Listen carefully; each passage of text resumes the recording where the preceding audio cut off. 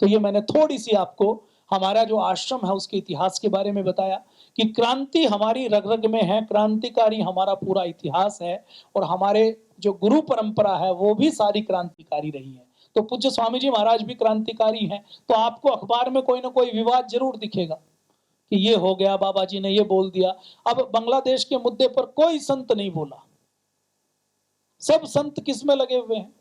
कुछ अच्छे संतों को छोड़ के ताली बजवाने में लगे हुए हैं, माला देने में लगे हुए हैं, गुरु मंत्र देने में लगे हुए हैं।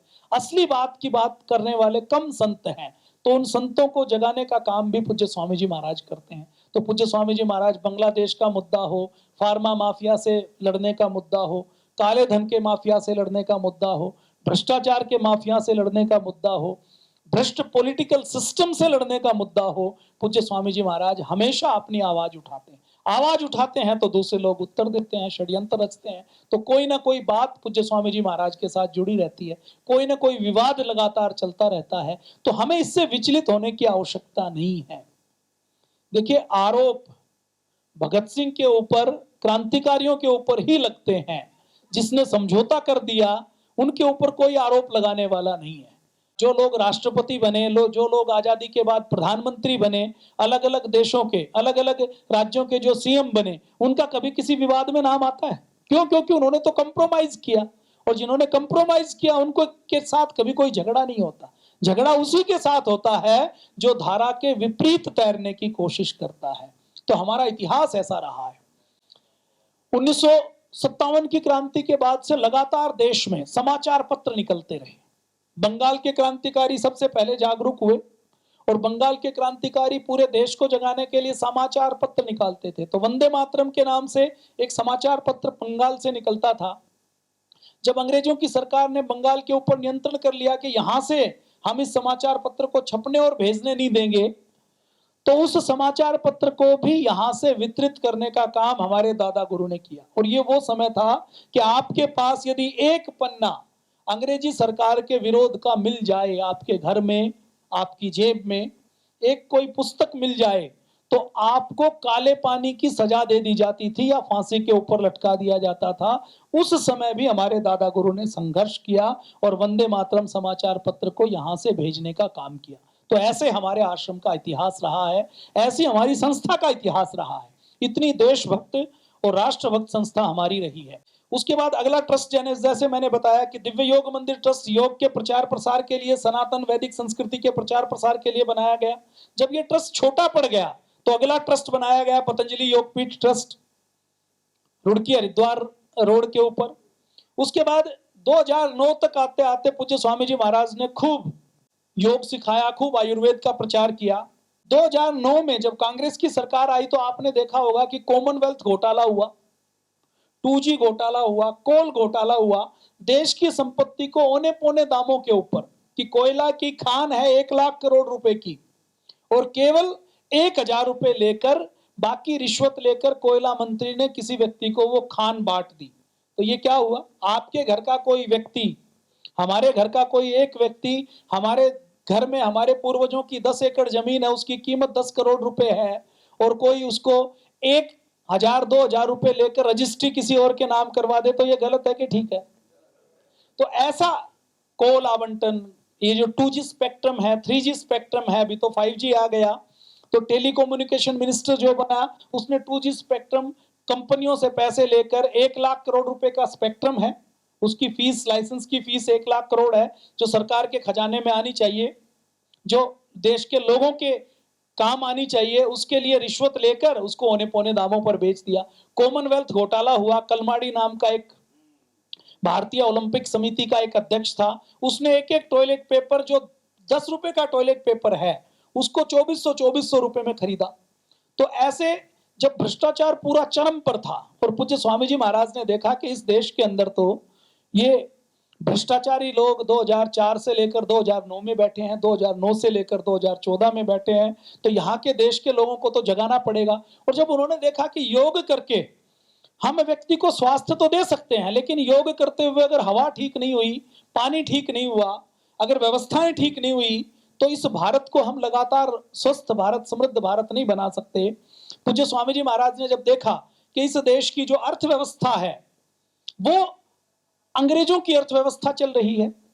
इस देश का काला धन लूट लूट कर देश के बाहर जमा किया जा रहा है। इस देश के अंदर जो कृषि व्यवस्था है उसमें पेस्टिसाइड का, इंसेक्टिसाइड का, रासायनिक खादों का जहर डाला जा रहा है। जब पूज्य स्वामी जी महाराज ने देखा कि 1835 में जो लॉर्ड मैकाले ने शिक्षा व्यवस्था लागू की थी, वही शिक्षा व्यवस्था आज भी चल रही है, लॉर्ड मैकाले वाली।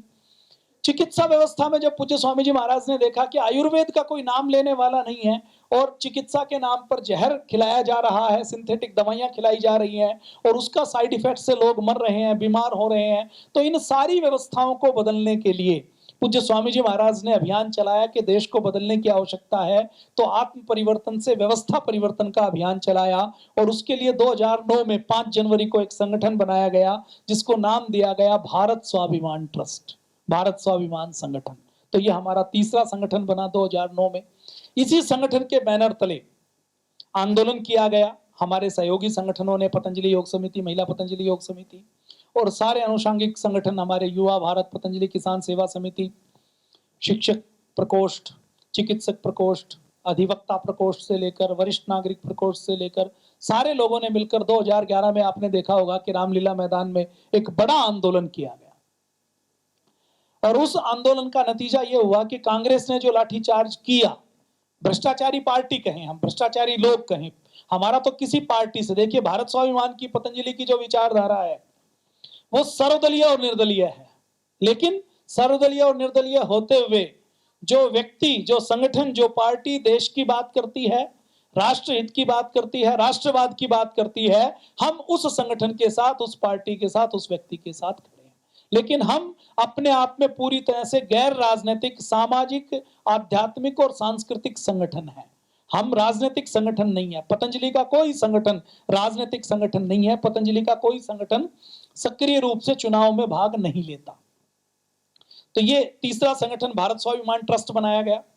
उसके बाद चौथा हमारा ट्रस्ट बनाया गया। ये देखा गया कि योग आयुर्वेद की हम बात करें तो हम देश के लोगों को तो कह सकते हैं कि गिलोय अच्छी है, लेकिन अगर पूरी दुनिया में हमने गिलोय खिलानी है तो हमें गिलोय के ऊपर रिसर्च करनी पड़ेगी।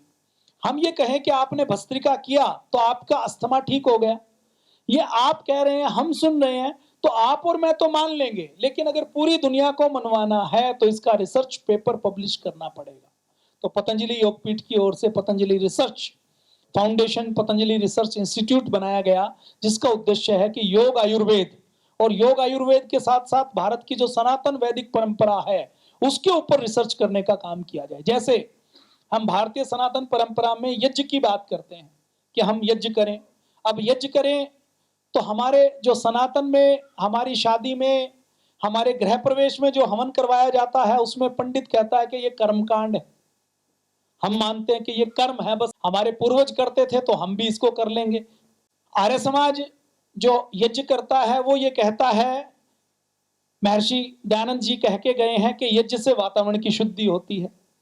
ये भी ठीक है, कर्मकांड है वो भी ठीक है, लेकिन पतंजलि ने इससे 2 कदम आगे जाकर कहा कि यदि हम पूरी दुनिया को यज्ञ करवाना चाहते हैं तो पूरी दुनिया इसलिए यज्ञ नहीं करेगी कि कर्मकांड ये हमारे लिए है, उनके लिए नहीं है। पर्यावरण की शुद्धि केवल यज्ञ से है, तो पर्यावरण की शुद्धि के लिए भी पूरी दुनिया हमारी बात मानने वाली नहीं है, क्योंकि हमारे वेद को पूरी दुनिया नहीं मानती, हमारे उपनिषद और दर्शन को नहीं मानती। तो पतंजलि योगपीठ ने यज्ञ के ऊपर रिसर्च की कि यज्ञ से कितने बैक्टीरिया मरते हैं, मलेरिया के कितने बैक्टीरिया, वायरस, माइक्रोब बनते हैं जो अलग अलग बीमारियां पैदा करते हैं, उनके ऊपर क्या असर होता है। तो यज्ञ के ऊपर लैब में रिसर्च की कि यज्ञ के धुएं से, धुएं की भी गर्मी निकालकर ठंडे धुएं से, गर्मी से मरेगा तो किसी भी धुएं से मर जाएगा, यज्ञ की क्या जरूरत है।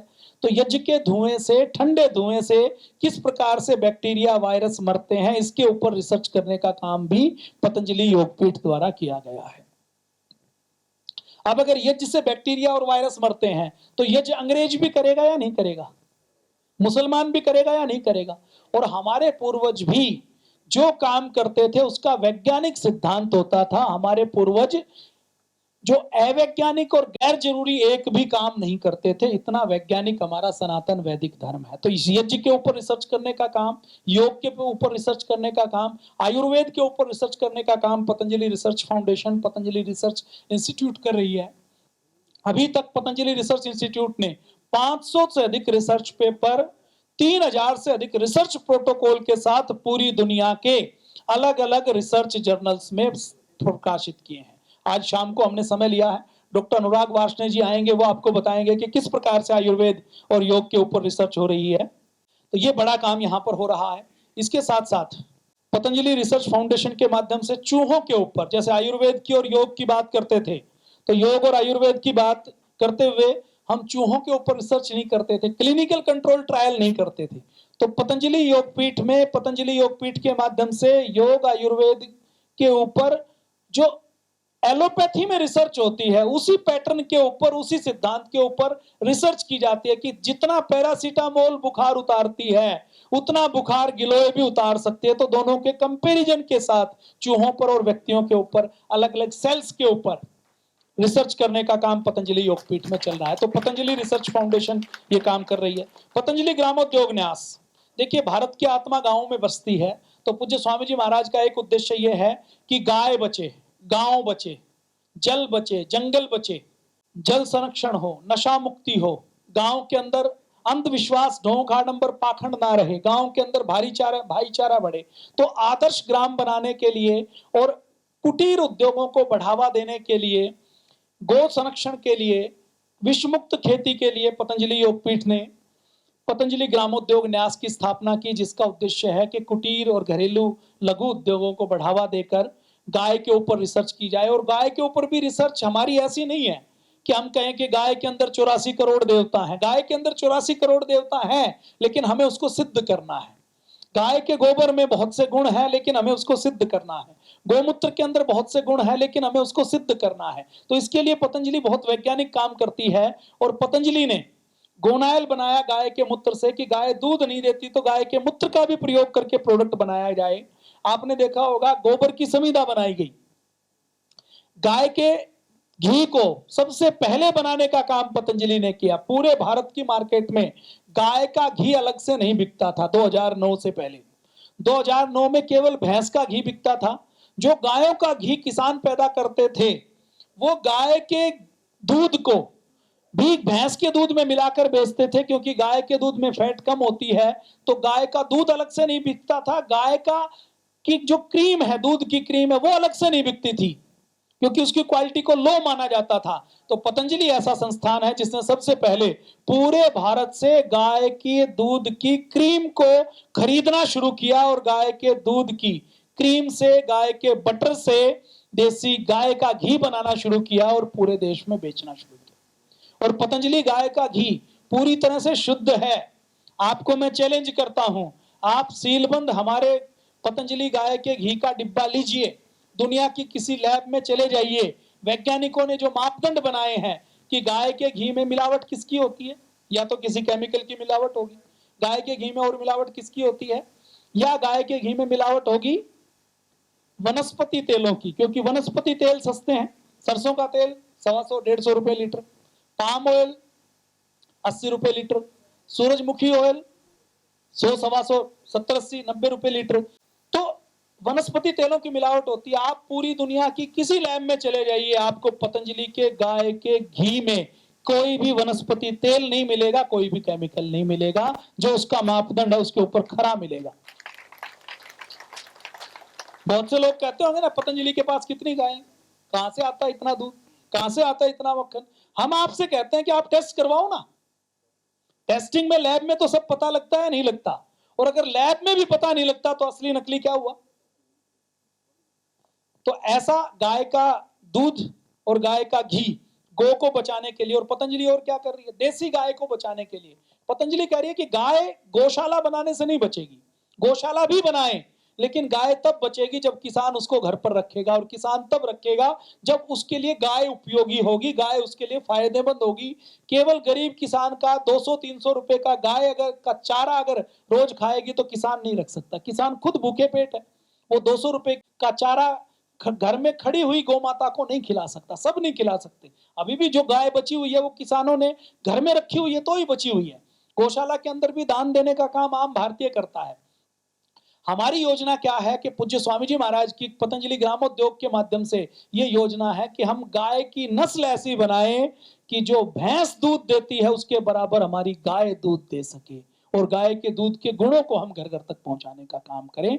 इसके लिए सबसे अच्छा तरीका क्या है कि जैसे आपने देखा होगा ना कि विदेशों से सीमन आता है और उस सीमन से टीका लगाकर गर्भ धारण करवाया जाता है। पूज्य स्वामी जी महाराज की योजना यह है कि अच्छी नस्ल की गाय और अच्छी नस्ल के बैल का रज और वीर्य लेकर उसको भ्रूण बनाकर उस भ्रूण को गाय के पेट में ट्रांसफर किया जाए, ताकि जो आज विदेशी गाय है उसकी कोख में भी देसी गाय का जब भ्रूण जाएगा वो भी देसी गाय बन जाएगी। ऐसी नस्ल सुधार की योजना पतंजलि कर रहा है। अब बताओ, गाय इससे बचेगी या केवल गौशाला से बचेगी? गौशाला से गाय की रक्षा हो सकती है, संरक्षण हो सकता, संवर्धन नहीं हो सकता। तो पतंजलि की योजना क्या है कि केवल संरक्षण नहीं, संरक्षण के साथ संवर्धन। तो ये काम पतंजलि ग्रामोद्योग के माध्यम से चल रहे हैं। ये जो मैं आपके सामने चर्चा कर रहा हूं ना, ये तो कुछ चर्चाएं हैं, सारी चीजें तो बता नहीं पाएंगे। तो अभी आप देख लीजिए जो पांचों ट्रस्ट है, एक बार मैं फिर से नाम लेता हूं। पहला ट्रस्ट दिव्य योग मंदिर ट्रस्ट, फिर पतंजलि योगपीठ ट्रस्ट, फिर Bharat Swabhiman trust, Patanjali research foundation और पतंजलि ग्रामोद्योग ट्रस्ट। ये हमारे 5 प्रमुख ट्रस्ट हैं।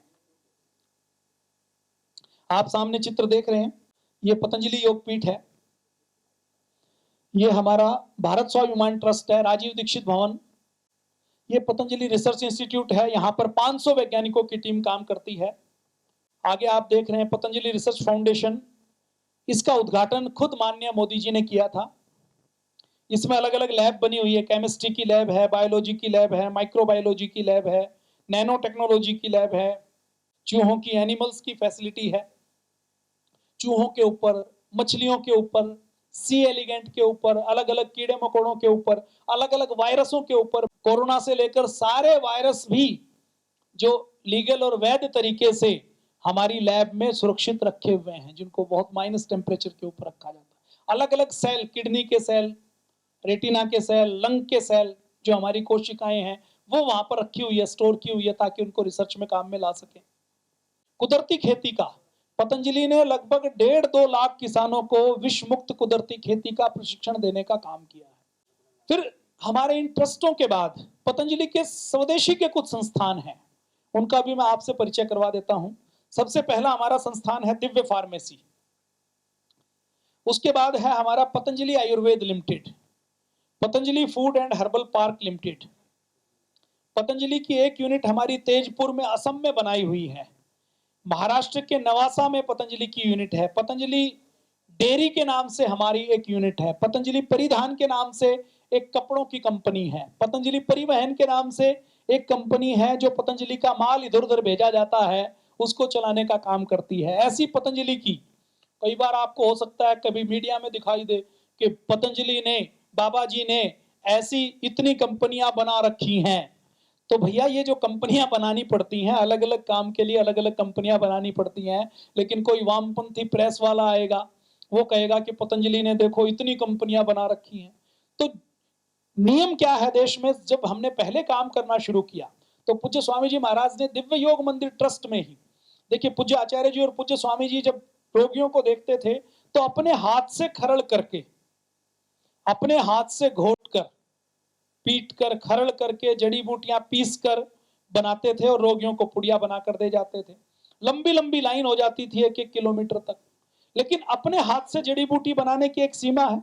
आदमी 1 किलो, 2 किलो, 10 किलो बना सकता है। 1-2 सहयोगी रखे तो कुछ और ज्यादा मात्रा में बना सकता है। लेकिन अगर बहुत अधिक मात्रा में बनानी हो तो संभव नहीं है हाथ से बनाना, तो उसके लिए मशीनों का प्रयोग करना पड़ेगा। खरड़ की मशीन, दूसरी मशीन।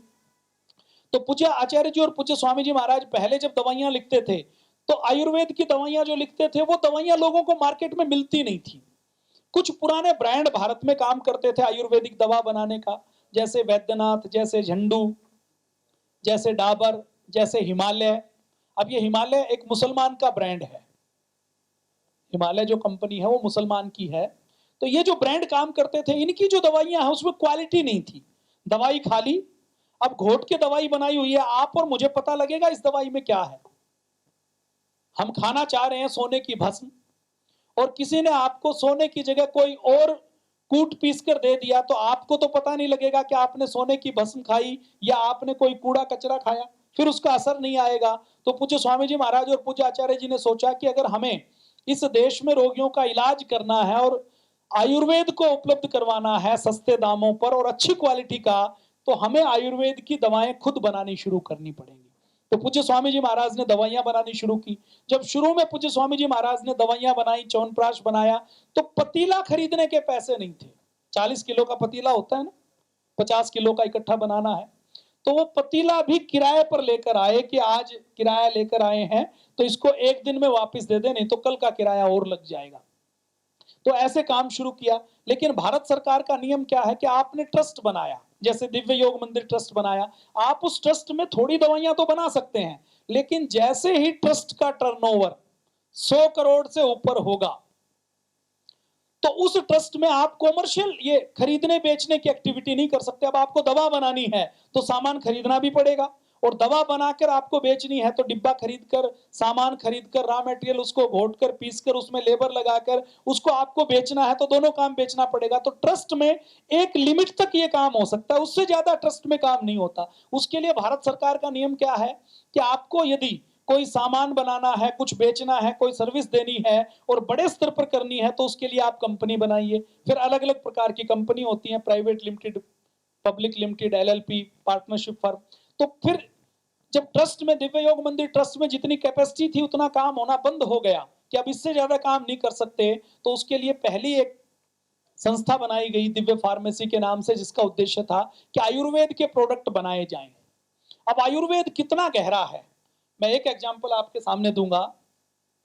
जैसे लोहे की भस्म बनानी है, लोहे की भस्म, आयरन की टेबलेट भी आती है, एलोपैथी की, सिंथेटिक, और एक भारत में हजारों सालों से लोहे की भस्म बनती रही जिसको वैद्य हमारे देते रहे। तो जो लोहे की भस्म बनाने का तरीका नागार्जुन ने लिखा है, रस विद्या के जो आचार्य हैं उनको नागार्जुन माना जाता है, उन्होंने जो लिखा है, उन्होंने कहा कि एक स्पेशल क्वालिटी का लोहा लीजिए, उसको गर्म करिए, फिर ठंडा करिए, फिर उसको खरड़ कीजिए, फिर उसको पानी में ठंडा कीजिए, फिर पानी में डुबो के रखिए, उड़द की दाल का पानी, चावल का पानी, गोमूत्र में, एलोवेरा के पानी में। तो ऐसे 10 बार गर्म करना और 10 बार ठंडा करना, तब जाकर उस लोहे का जो चूर्ण बनेगा वो इतने नैनो साइज में बनेगा कि वो आपके खून के अंदर आपकी जो आरबीसी है उन तक पहुंच जाए, उनको ताकत देने का काम करे। अब ये बहुत बड़ी टेक्नोलॉजी है या नहीं है? बिना विज्ञान के ये टेक्नोलॉजी बन सकती है क्या? अब लोहे की भस्म बनानी है जिसको पैसे कमाने हैं, 10 बार गर्म और ठंडा करेगा तो 1 महीना लगेगा, और लोहे का चूर्ण उसने 1 बार गर्म करके ठंडा करके पीस के दे दिया, तो रोगी को तो पता लगने वाला नहीं है कि ये असली है या नकली है। अब जो 30 दिन में बनाएगा उसकी कॉस्ट पड़ेगी एक टेबलेट की 3 रुपए, और जो 1 दिन में बना देगा उसकी कॉस्ट कितनी पड़ेगी? 10 पैसे पड़ने वाली है। तो आयुर्वेद के नाम से घोटाला बहुत हो रहा था। तो उसी घोटाले को तोड़ने के लिए परम पूज्य स्वामी जी महाराज और पूज्य आचार्य जी ने दिव्य फार्मेसी बनाई। अब च्यवनप्राश है, आप च्यवनप्राश खा रहे हैं तो आपको क्या आता है? आपको च्यवनप्राश में 35 जड़ी बूटियां हैं, ये पता लगती है क्या? आपने च्यवनप्राश खाया तो आपको केवल मिठास आती, फिर दूसरा टेस्ट आता आंवले का, थोड़ा सा तिक्त कषाय जो रस है उसका थोड़ा सा एहसास आएगा, इसके अलावा आपको कुछ पता लगने वाला नहीं। लेकिन अगर च्यवनप्राश हमने बनाया और च्यवनप्राश में केवल हमने मीठा डाल दिया और केवल कुछ चीजें डाल दी, तो च्यवनप्राश का लाभ नहीं होगा। तो च्यवनप्राश ठीक से बना सके उसमें के लिए 35 जड़ी बूटियां जरूरी हैं।